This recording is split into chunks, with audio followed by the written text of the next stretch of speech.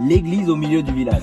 Oh, le fromage est Tu montes sur tes branches. les moutons. Tu peux boire à l'œil, bouffer à l'œil. Tu donnes ta langue au chat.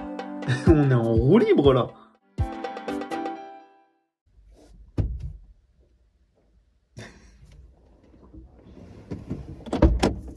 Ah ouais, merci. Qu'est-ce qui t'arrive, mec? J'ai de ces courbatures depuis hier matin, tu t'imagines même pas, mec. Ah, t'as rencontré une petite meuf et tu t'es remis au sport. Alors ouais, j'ai rencontré une petite meuf. Par contre, non, je me suis pas remis au sport. Parce que pour s'y remettre, il faudrait déjà que je m'y sois mis ne serait-ce qu'une fois, tu vois. Mais tes courbatures alors?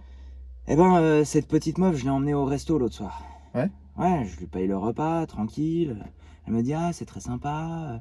Est-ce que tu veux monter chez moi? J'habite pas loin, on va se boire un dernier verre. Ouais? Donc on monte, on papote. Une chose en entraînant une autre, je décide de rester dormir sur place. Tu décides de rester dormir ou tu t'es endormi sur place? Genre sur le canapé? Bon, ok, j'avoue, je me suis endormi sur le canapé comme un sale lâche. Comment c'est possible, mec? Sérieux, c'est au moins la 3e ou 4e fois que tu fais ça depuis que je te connais. Ouais, mais je sais pas, elle s'est absentée 5 bonnes minutes pour aller aux toilettes, se refaire une beauté ou que sais-je. Et puis bah moi, il m'en faut pas plus pour que je m'endorme, que tu me connais. Et du coup, son canapé était pas confortable et toi, t'as chopé des courbatures. Non, rien à voir. En fait, c'est le lendemain matin, elle, avant de partir bosser, elle vient me réveiller quand même, tu vois. Ouais. Sauf que moi, j'avais la tête dans le coltard, j'étais encore tout habillé, mes pompes aux pieds, sur son canapé, du grand n'importe quoi. Et elle me dit, c'est pas grave du tout, t'en fais pas, y a pas de souci, tu peux rester tant que tu veux, tu peux même prendre une douche si tu veux.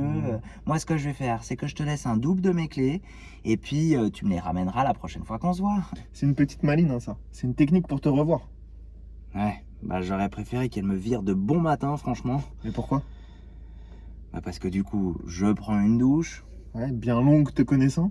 Plutôt, ouais. Mais Hmm. parce qu'il a fallu que je décrypte aussi toutes les étiquettes de ces gels douche, de ces shampoings, de ces après-shampoings.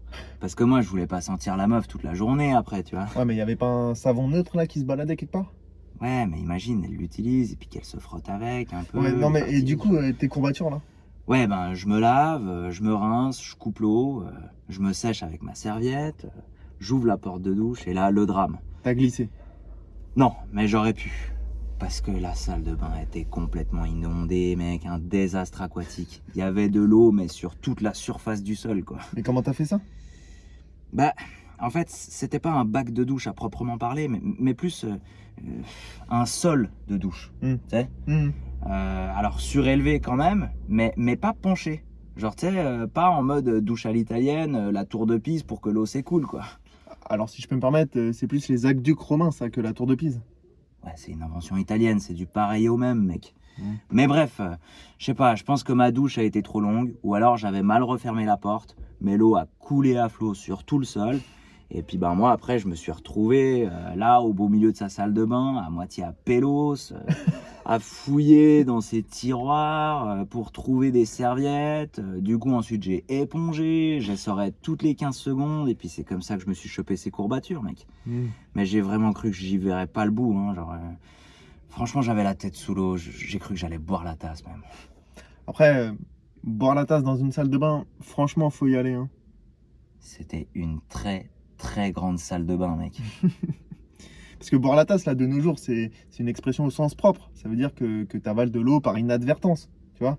Genre, comme si tu vas à la mer, il y a une vague qui arrive et paf, tu te la prends et bam, tu bois la tasse. Ok. Et après? Et après, genre, fin du 18e à peu près, on disait ça en mode, t'as pas réussi à faire quelque chose, tu vois. Genre, on disait même boire la grande tasse ou boire le bouillon. Ouais, bah moi, tu vois, c'était plus dans ce sens-là. Genre, j'ai failli échouer. Échouer à quoi? Bah, à tout éponger. Non, je te dis, vraiment, la salle de bain, elle est immense, mec. Tu t'imagines pas.